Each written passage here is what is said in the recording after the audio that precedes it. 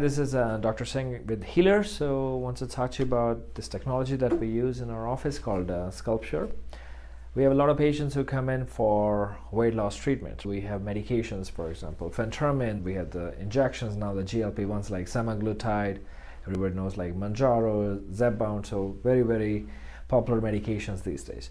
But sometimes we're also looking for something a little bit extra, and we're also looking for more of a dedicated fat loss in a particular area. So in that cases, this can come in really, really helpful. So think of liposuction. So this is considered a laser lipolysis. So what this does is, so we have these electrodes. We place them on the area where we want the fat loss. The laser heats up the fat cells and destroys it.